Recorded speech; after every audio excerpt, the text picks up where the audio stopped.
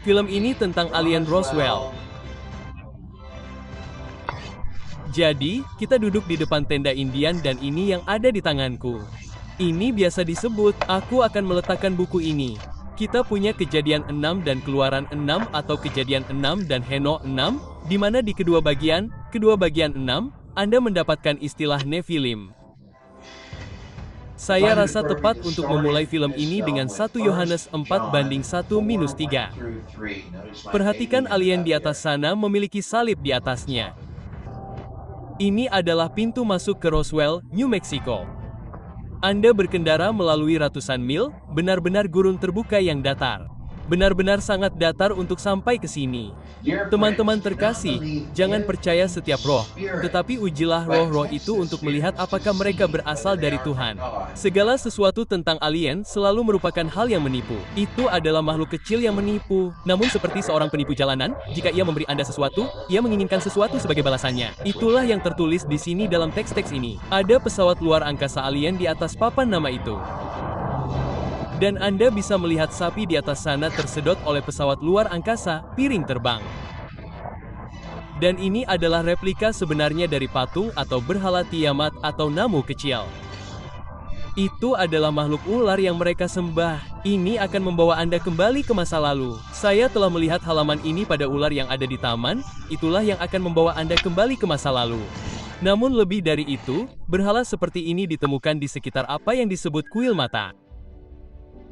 Semacam, Anda tahu, ini hal yang liar, tetapi kita berada di area liar, bukan? Jadi, kita berada di area alien yang keluar saat Anda melakukan ritual, bukan? Jadi, ceritakan tentang mata jahat. Jadi, ini adalah roh antikristus. Jika roh itu menyangkal Yesus atau mencoba menghindari Yesus atau tidak menyukai Yesus atau merasa terganggu oleh nama Yesus, maka roh itu adalah roh antikristus yang telah Anda dengar akan datang dan bahkan sekarang sudah ada di dunia. Nah, apa yang menarik tentang UFO, alien, fenomena luar angkasa di zaman modern ini, dan yang saya maksud dengan alien atau luar angkasa adalah klaim bahwa entitas-entitas ini, entitas supernatural yang datang mungkin berasal dari planet lain atau mereka tinggal jauh di galaksi lain. Nah, banyak dari ini akan dikaitkan dengan tulisan-tulisan H.P. Lovecraft yang hidup dari tahun 1890 hingga 1937. Ceritakan tentang jadi apa yang ini? Ini di sini adalah simbol pagan tradisional. Anda memiliki 3 bulan. Pada dasarnya, Anda memiliki fase-fase bulan. Dan kemudian di tengah Anda memiliki pentakel yang pentakelnya mewakili 5 elemen. Anda memiliki tanah, udara, api, air, dan roh. Selalu roh di atas dan Anda memilikinya di dalam Anda tahu fase bulan. Sekarang H.P. Lovecraft adalah salah satu bukunya yang terlihat di sini, kisah-kisah orang-orang tua yang hebat. Dia dikreditkan dengan konsep fiksi ilmiah horor. Alien, UFO dicap dalam pikiran modern. Lovecraftian, begitulah sebutan mereka, entitas dikatakan memiliki simbol yang melaluinya orang dapat berinteraksi dengan sesuatu yang tidak manusiawi. Dipercaya bahwa Aleister Crowley dipengaruhi oleh tulisan-tulisan Lovecraft, khususnya dalam penamaan karakter dalam buku hukumnya. Persekutuan dengan karakter terkenal ini, yang terkenal sebut saja ini abu-abu, dan ini hampir mengaburkan garis antara nyata dan tidak nyata. Dan orang-orang, ketika mereka berjalan, bangun di atas apa yang mereka yakini sebagai meja operasi. Meja operasi, mereka memiliki benda-benda ini, mengawasinya. Sesuatu yang lain muncul dan mengambil alih, menjalankan kendali, menjalankan kapal, jika Anda mau. Nah, ini seperti yang Wistraiber nyatakan dalam buku-buku ini bahwa Anda memiliki sesuatu yang bisa muncul begitu saja dari alam lain. Demikian pula, di sisi ini, saya memiliki gambar Necronomicon yang terkenal. Banyak film horor, penulis horor, band death metal, dan lain-lain yang terinspirasi, dan menganggap inspirasi mereka berasal dari H.P. Lovecraft. Demikian pula, ritual setan yang ditulis bersama oleh Anton LaVey dan Michael Aino mencakup upacara 9 malaikat. Angka 9 ini cenderung muncul di sekitar upacara dan praktik okultisme. Dalam bahasa Ibrani, itu adalah Tet 9 malaikat. Angka ini berisi doa kepada beberapa dewa fiksi Lovecraft. Jadi, dengan kata lain, ritual setan yang sebenarnya mereka lakukan didasarkan pada karakter fiksi yang diklaim oleh H.P. Lovecraft. Jadi, sebagian besar ritual ini sebenarnya berasal dari apa yang sebagian orang anggap sebagai ritual Freemason, ritual okultisme. Itu hanya ritual setan, yang secara langsung mereka bawa kembali ke Mesir dan Babilonia. Dan Yoda, karakter hijau kecil seperti ini atau karakter Leota, karakter iblis kecil akan muncul di pentagram atau lingkaran sihir. Maksud saya, itu adalah Yoda di salah satu toko. Selain itu, band heavy metal dan death metal umumnya mengaitkan karya mereka atau sebagian inspirasi karya mereka dengan H.P. Lovecraft. Ini akan membawa kita ke ranah yang disebut kosmisisme. Kosmisisme seperti alam semesta bersifat kosmis atau dikatakan kosmis. Nah, ide-ide ini dalam pikiran manusia, banyak diantaranya berasal dari tulisan-tulisan H.P. Lovecraft, novel-novel sains horor fiksi populer yang ia buat saat itu. Kosmisisme adalah nama penulis Amerika H.P. Lovecraft untuk filosofi sastra yang ia kembangkan. Lovecraft adalah penulis cerita horor yang melibatkan fenomena gaib seperti proyeksi astral dan alien yang kawin dengan manusia. Putri Duyung telah menjadi tradisi pertunjukan sampingan sejak 1942. PT Barnum yang legendaris memperkenalkan yang pertama ke dunia. Barnum memamerkan Putri Duyung Fiji di Museum Amerika di New York. Sudah 25 tahun sejak terakhir kali Putri Duyung itu terlihat di area tangan. Jadi mereka benar-benar mengklaim atau setidaknya tempat ini dan laporan-laporan ini mengklaim bahwa hal-hal seperti makhluk ini di sini adalah nyata. Dan Tuhan berkata, Rohku tidak akan selamanya berselisih dengan manusia karena mereka adalah makhluk yang fana dan hari-harinya akan menjadi 120 tahun. Dan para Nephilim ada di bumi pada masa itu. Ini adalah ciptaan antara para wanita dan keturunannya dan makhluk-makhluk malaikat ini. Makhluk-makhluk surgawi ini, ciptaan langsung Tuhan yang Ben Ha Elohim ada di bumi pada masa itu dan juga setelahnya yang berarti setelah air bah ketika anak-anak Tuhan pergi kepada anak-anak perempuan manusia dan memiliki anak-anak dari mereka. Mereka adalah para pahlawan legenda orang-orang tua yang terkenal. Ketika Anda berada di Yunani atau Italia dan mereka memiliki gambar atau patung Zeus atau beberapa karakter lain yang merupakan pahlawan zaman dahulu, mereka tidak memajangnya seolah-olah ini adalah karakter mitologis. Mereka bahkan mencantumkan tanggal untuk usia pada mereka. Mereka memamerkan dan menggambarkannya seolah-olah ini adalah orang-orang nyata dan makhluk nyata yang hidup. Sekarang, filsafat kosmisisme dijelaskan sebagai gagasan bahwa tidak ada kehadiran ilahi. Tidak ada Tuhan, H.P. Lovecraft menyatakannya. Ia mulai menguraikan gagasan ini yang ada dalam pikiran sains saat ini. Ilmuwan top seperti Jack Parsons mendasarkan sebagian besar struktur kepercayaan mereka pada teori evolusi Charles Darwin dan juga tulisan-tulisan horor H.P. Lovecraft yang melihat alam semesta sebagai tidak bertuhan.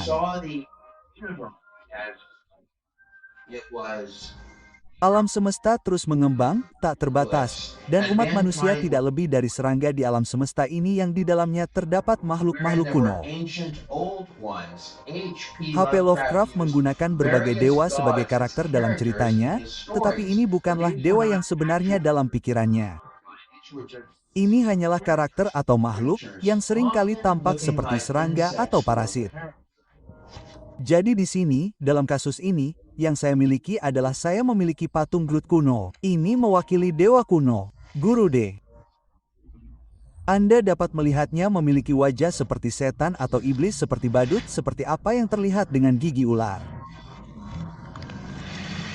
Saya ingin mengajak Anda melihat berhala-berhala yang ada di area ini antara tahun 1945 dan 1946. Peristiwa di Roswell terjadi pada tahun 1947. Upacara atau ritual sihir ini dilakukan dari Januari hingga Maret tahun 1946 oleh ilmuwan bahan bakar roket dan pemuja Jack Parsons dan pendiri Scientology Ron Elwart. Anda dengan cepat berpindah dari dunia alien ke dunia karakter horor bertopeng. Di sini, di sisi ini, Anda memiliki gargoyle kuno. Sekarang, Lucifer, Hermetis Valus Surya, adalah malaikat pelindung sucinya sendiri dan iblis, setan, atau memiliki jiwa tertinggi, putra, penguasa unit khusus kita di alam semesta berbintang.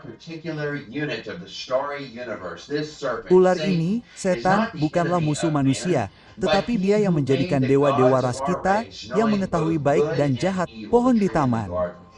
Dia menyuruhmu mengenal dirimu sendiri dan mengajarkan inisiasi. Dia adalah iblis, buku pemikiran, dan merupakan lambang. Buffett di zaman modern ini, yang ditulis oleh Aleister Crowley tentang upacara kerja Babilonia, ritual yang tercatat telah berlangsung antara tahun 1945 dan 1946 di fasilitas militer rahasia, termasuk yang diduga Area 51. Saya ingin menarik perhatian Anda ke sini pada gambar-gambar Aleister Crowley yang menikmati. Tentu saja mata jahat yang dikenakannya di atas itu sebenarnya mata roh atau besi mentah yang dikenakannya di atas topinya di sana. Aleister Crowley kemungkinan adalah salah satu okultis paling terkenal dalam sejarah modern. Sekarang terkadang dalam angka dan tanggal saya sering menemukan hal-hal menarik. Bukan iblis yang melakukan ini, Tuhanlah yang menyukai angka dan tanggal. Segala sesuatu di sini, bahkan kambing, telah diambil iblis, tetapi ini tentu saja seekor kambing di sini. Dan Crowley kemungkinan adalah okultis paling terkenal dalam sejarah modern, hidup dari tahun 1875 hingga 1947. Itu alien yang jatuh, bukan? Jadi, ini William M. Brazel. Jadi, ini adalah peternak yang pertama kali menemukan piringan dan puing-puing di propertinya. Namun, ada juga yang lain, seperti tetangganya di sini, yang juga menemukan puing-puing di properti mereka. Kita akan membahasnya sebentar lagi. Siapa yang akan membersihkan semua ini? Itulah yang ingin saya ketahui. Saya butuh seseorang di sana untuk membersihkannya. Responsnya adalah benda apa? Apa yang Anda bicarakan? Tidak tahu apa itu. Mungkin itu dari salah satu piring terbang. Ini adalah peternak. Anda berada di berantah di Roswell, khususnya pada saat itu. Saya Trey Smith dari God in a Nutshell. Saya ingin membuat film ini menjadi sesuatu yang menyenangkan, mudah ditonton, tetapi juga memuaskan secara intelektual pada saat yang sama. Saya harap kita mencapainya dalam film di belakang saya ini. Sekali lagi, durasinya sekitar 2 jam. Film ini dipersembahkan untuk ayah saya, yang saya ajak jalan-jalan sebelum ia meninggal pada tahun 2024. Kami pergi ke beberapa tempat seperti Los Alamos, yang merupakan salah satu pekerjaan pertamanya. Saya ingin membuat film ini menjadi film yang menyenangkan untuk ditonton, tidak memiliki beban berat, sesuatu yang menenangkan dan menyenangkan untuk ditonton seperti film dokumenter, tetapi juga dengan sisi kepuasan intelektual di dalamnya. Saya harap kita bisa mencapainya. Film ini memiliki durasi sekitar 2 jam. Baiklah, jadi mata jahat. Oke, mata jahat. Mata jahat, ya, itu simbol untuk menangkal. Ya, untuk menangkal energi negatif. Hal-hal buruk. Oke, segala jenis hal yang tidak diinginkan. Oke, jadi itu simbol yang bagus. Ya, meskipun tertulis jahat. Bukan, ya. Anda mendengar kejahatan dan Anda seperti, ya Tuhan, seburuk ini. Supaya lebih jelas, saya kurang setuju dengan orang di toko alien yang mengatakan bahwa mata jahat adalah hal yang baik. Apa yang kamu bicarakan? Bau busuk. Dia bilang ini adalah peternak yang berbicara. Bau busuk, benar-benar mengerikan. Joey menjawab, bau busuk dari apa? Apa yang kamu bicarakan? Mereka sudah mati. Ini peternak lagi. Mereka sudah mati. Siapa yang mati? Apa yang mati? Brazel. Orang-orang kecil. Sekarang ada orang-orang kecil yang hampir tidak terdengar. Saya di sini pada musim panas ketika Neil Armstrong berjalan di bulan.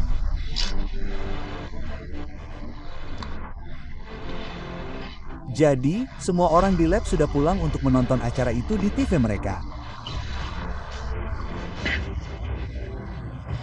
Jadi di belakang saya, ini adalah rumah anak peternak yang seperti ini sebelum menjadi proyek Manhattan. Yang Anda lihat adalah monyet berkepala dua yang direndam dalam kulit formaldehida. Ini adalah simbol yang akan mereka kenakan di tambalan bahu mereka. Beberapa dari mereka bekerja di proyek Manhattan saat itu. Jadi, proyek itu seperti memiliki pegunungan atau simbol bumi. Proyek itu memiliki petir yang mengarah ke bawah, seperti yang terlihat.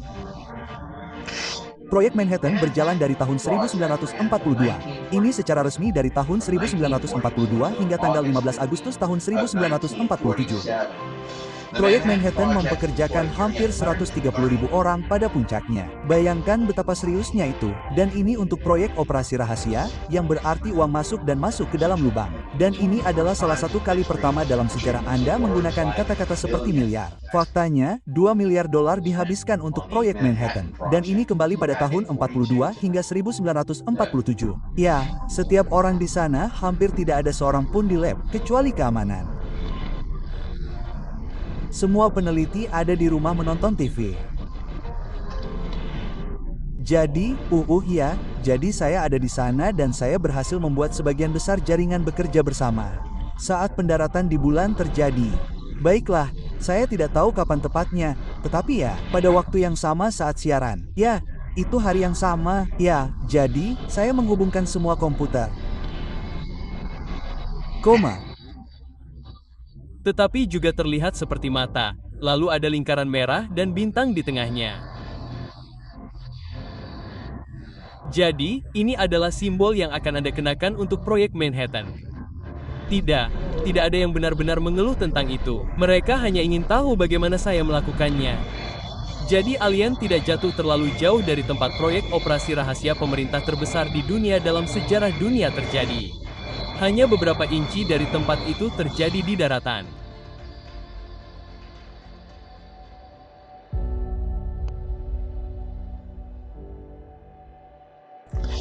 Film ini berjudul The Roswell Alien. Film ini didedikasikan untuk ayah saya yang meninggal pada tahun 2024. Film ini merupakan perjalanan yang cukup panjang. Saya sangat berharap Anda menikmatinya. Saya Trey Smith dari God in a Nutshell. Tuhan memberkati Anda semua dan keluarga Anda di sisi lain layar.